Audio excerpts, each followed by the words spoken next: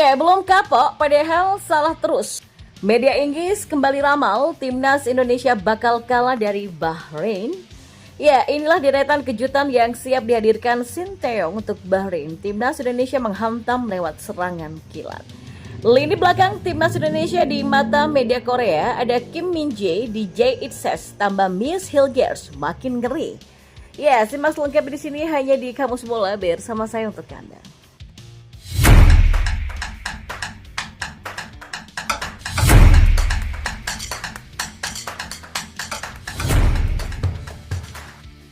Ya, sudah salah dua kali, media Inggris yang bernama Sportsmall kembali meramal jika timnas Indonesia akan kalah dari Bahrain di kualifikasi Piala Dunia 2026.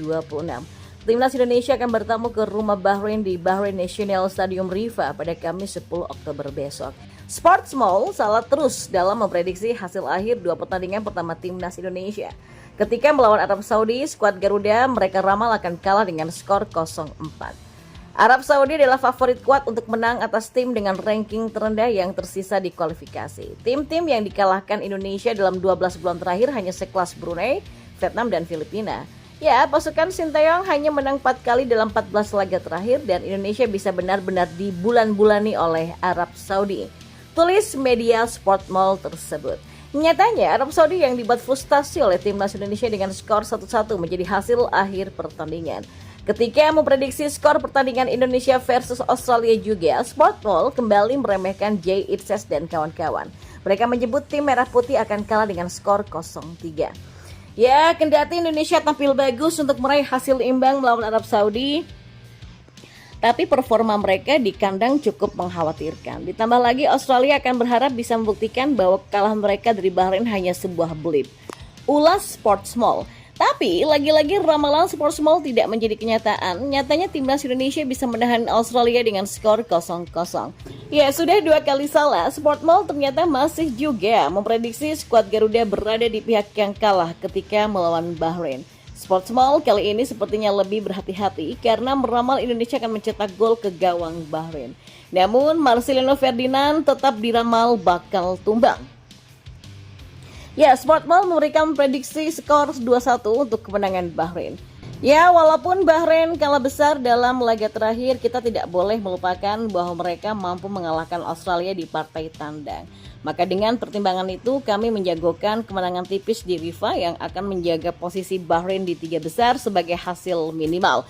Kata Sportmall memprediksi laga timnas Indonesia melawan Bahrain besok. Dan kita beralih ke informasi bola yang lainnya.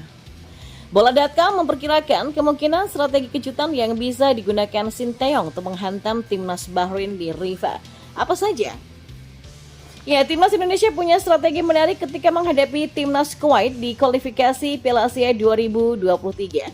Sinteyong menerapkan strategi serangan kilat dan setelah kebobolan, timnas Indonesia memulai kembali permainan dengan sangat cepat. Umpan panjang pun langsung dikirim ke area pertahanan Kuwait. Hasilnya, peneliti didapatkan oleh timnas Indonesia. Gol kemenangan timnas Indonesia yang tercipta di awal babak kedua pun berasal dari sepak mula kilat yang dilakukan oleh Witan Sulaiman dan kawan-kawan.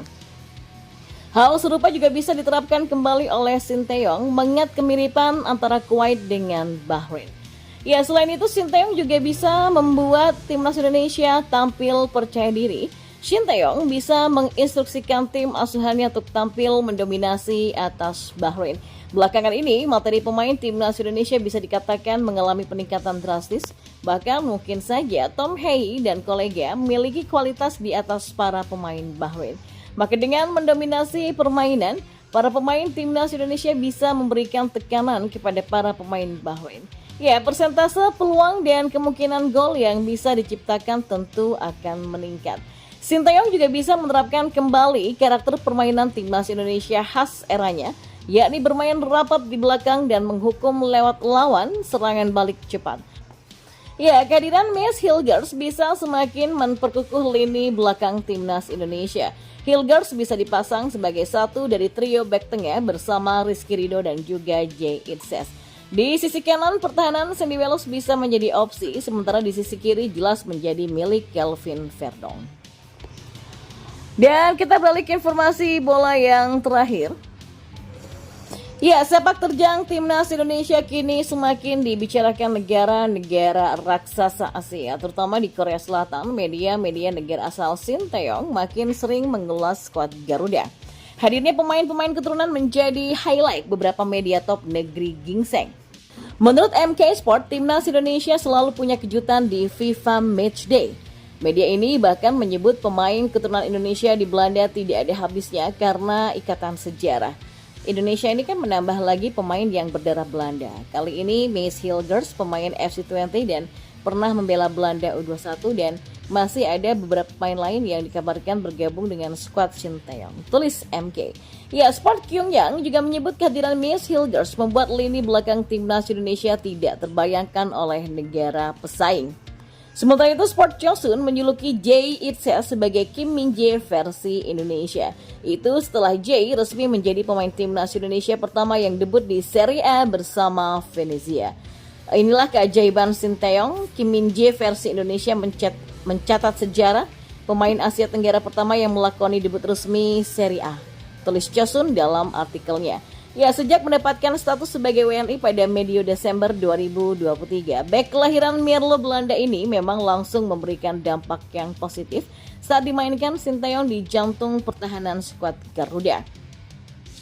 Ya, berkaca dari dua laga sebelumnya ketika bermain imbang melawan Arab Saudi dan Australia, Jae Itse dan Rizky Ridho serta penambahan Maes Hilgers kudu membuat skuad Garuda lebih percaya diri tinggi.